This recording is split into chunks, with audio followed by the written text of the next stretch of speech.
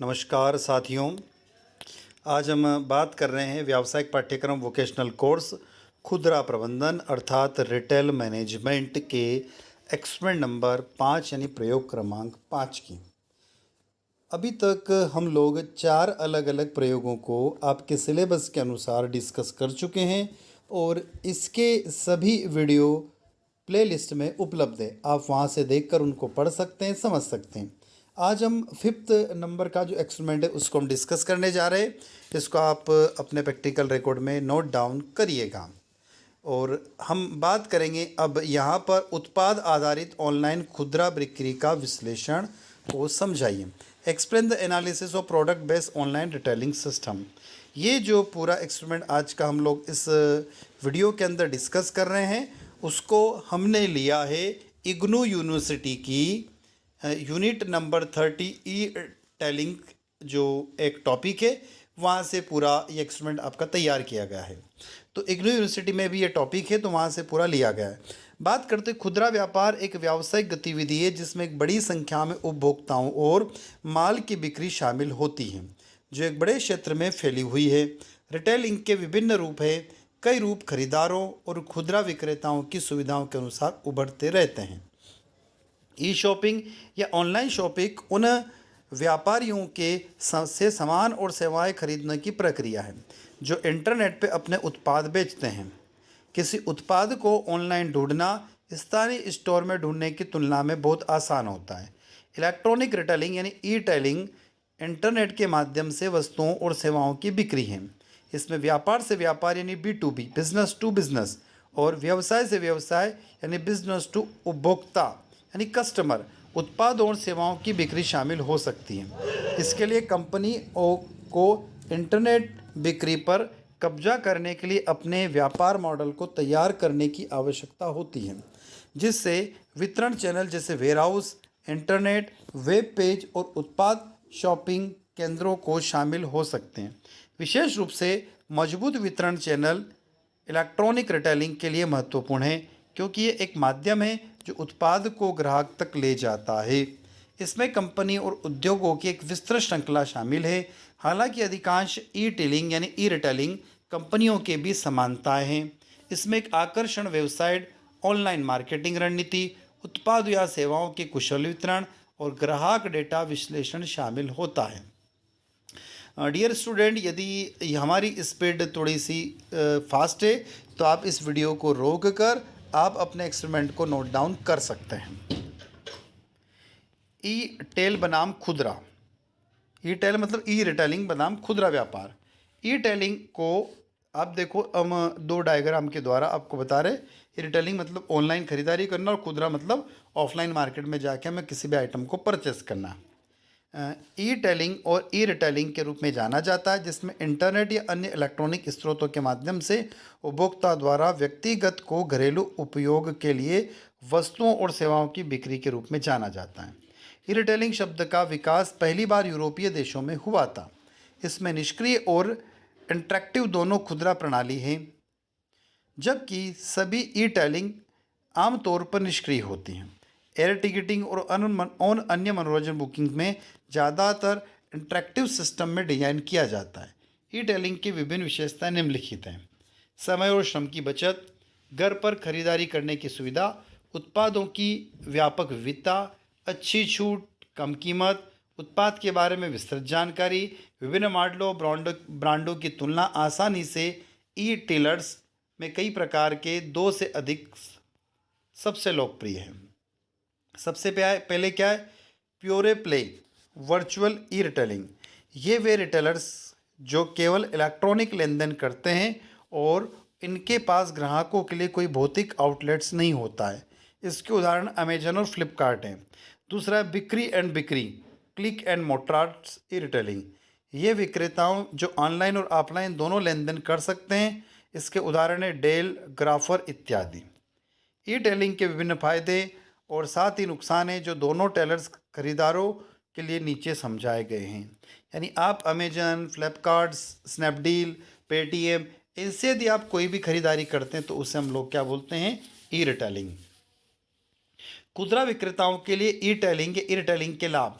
स्थान उपयोगिता अपने उपभोक्ताओं की सुविधाएं उपयोगिता प्रदान करने के लिए पारंपरिक खुदरा बिक्री प्रक्रिया के लिए स्थान अत्यंत महत्वपूर्ण है।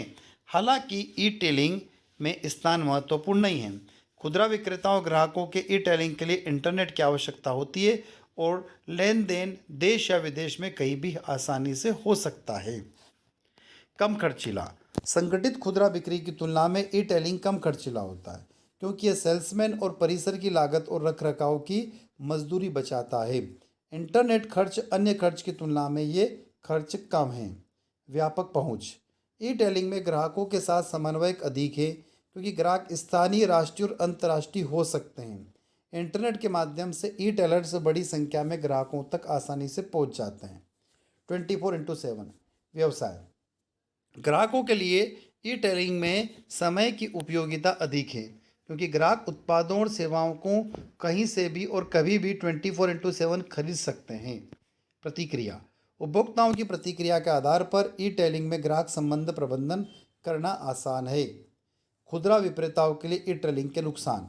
बुनियादी ढांचे में कमी, इंटरनेट की पहुंच और कनेक्टिविटी की समस्या ई टेलिंग गतिविधियों के कामकाज और समस्या पैदा करते हैं। साथ ही ई टेलिंग की प्रारंभिक निवेश लागत बहुत अधिक है। तकनीकी विशेषज्ञों का अभाव। एक ऑनलाइन रिटेलिंग परियोजना शुरू करने के लिए तकनीक विशेषज्ञ होना जरूरी है और जो खुदरा विक्रेताओं के पास नहीं होती। जटिल लॉजिस्टिक प्रबंधन। आंतरिक और बाहरी चुनौतियों को ई टेलिंग लॉजिस्ट में जटिलताओं को बढ़ाती है, जैसे कैश ऑनलाइन डिलीवरी में परिचालन चक्र बढ़ता है, रिटर्न के उच्च दरों का प्रबंधन, ग्रामीण क्षेत्रों में खराब रसद प्रबंधन और क्रॉस नेशन शिपमेंट की समस्या। नेक्स्ट है ग्राहकों की अपेक्षाएं। वितरण में लचीलापन के संदर्भ में विस्तृत उत्पाद विवरण, लागत और वितरण की सुरक्षा, लचीले भुगतान विकल्प ग्राहकों को उच्च अपेक्षाओं को निर्धारित करते हैं। व्यक्तिगत स्पर्श का अभाव। आमने सामने बातचीत की कमी के कारण ग्राहकों को समझाने एवं उनके प्रश्नों का निवारण में जटिलता ई टेलिंग का एक सबसे बड़ा नुकसान है। उच्च प्रतिस्पर्धा। ई टेलर्स को बाजार में संगठित और असंगठित खुदरा विक्रेताओं के साथ साथ अन्य ई टेलर्स के साथ प्रतिस्पर्धा करना पड़ती है, जो उनके लिए प्रतिस्पर्धाओं को बढ़ाते हैं। ठीक है स्टूडेंट्स, तो ये तो हमारा एक्सप्लेन यहाँ तक था। अब भारत में ई टेलर्स या ई टेलिंग कंपनियाँ कौन कौन सी है, सिर्फ आपको उसके नाम लिखना है कौन कौन सी है। तो देखो एक ग्राफ के द्वारा ये ग्राफ आपको बनाना अभी समझ में आ जाएगा। पारंपरिक और संगठित और ई कॉमर्स। 2017 और 2021 का हमने तुलना करी है। 2017 में एक ब्लू बार आपको दिखाई दे रहा है और 2021 वाला जो बार है वो आपको एक पिंक शेड टाइप दिखाई दे रहा है। तो आप देखेंगे कि पारंपरिक जो है खरीदारी है खुदरा की, ई खुदरा यानी ऑनलाइन खरीदी 88% था, 75% हो गया। संगठित में 9% से 18% हो गया और ई कॉमर्स जो कंपनियां हैं वो 3% से 7% पर आ गई हैं।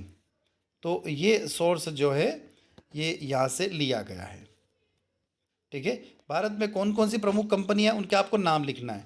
एक अमेजन का आप नाम लिख सकते हैं, ठीक है, दूसरी फ्लिपकार्ट है, तीसरी स्नैपडील है, चौथी इंडिया मार्ट है। सिर्फ आपको इनका नाम लिखना है, इनका डिस्क्रिप्शन नहीं देना है आपको। बुक माई शो .com है, फर्स्ट क्राई है, ठीक है, पेटीएम मॉल है, अलीबाबा ग्रुप है, ईबे, ठीक है। तो ये कुछ हम लोगों ने यहाँ पर इसको डिस्कस किया। चाहे तो आप वीडियो को रोककर इनके बारे में डिटेल्स लिख सकते हैं, पर इनके बारे में डिटेल वैसे लिखना इतना आवश्यक नहीं है क्योंकि हम ऊपर पढ़ चुके कि जो ई कॉमर्स सिस्टम है या जो ऑनलाइन बिक्री है वो किस तरीके से होती है, उसके लाभ क्या है, उसके नुकसान क्या है। ठीक है ना। तो ये हमारा एक्सपेरिमेंट नंबर जो हम लोग देख रहे थे 5वां वो था। आई होप ये वीडियो आप लोगों को अच्छा लगा होगा। आपने अभी तक इस एक्सपेरिमेंट को, इस प्रैक्टिकल को अपने प्रैक्टिकल फाइल में नोट डाउन कर लिया होगा। तो दोस्तों वीडियो अच्छा लगता है तो लाइक अवश्य करें, इस समय मोटिवेशन मिलता है और हम आपके लिए नई नई वीडियो लेकर आते रहते हैं। साथ ही कमेंट बॉक्स में कमेंट अवश्य करें और चैनल को सब्सक्राइब करना ना भूलें। हमारा एक और यूट्यूब चैनल है केमिस्ट्री बाय डी शर्मा, वहाँ पर आप जाकर BSc first year second year final के केमिस्ट्री वीडियो लेक्चर देख सकते हैं, पढ़ सकते हैं, समझ सकते हैं। साथ ही आप उस पर हायर एजुकेशन से संबंधित बहुत महत्वपूर्ण वीडियो भी वहाँ पर उपलब्ध हैं। तो स्टूडेंट, अब आपसे मैं विदा लेता हूँ। थैंक यू, धन्यवाद।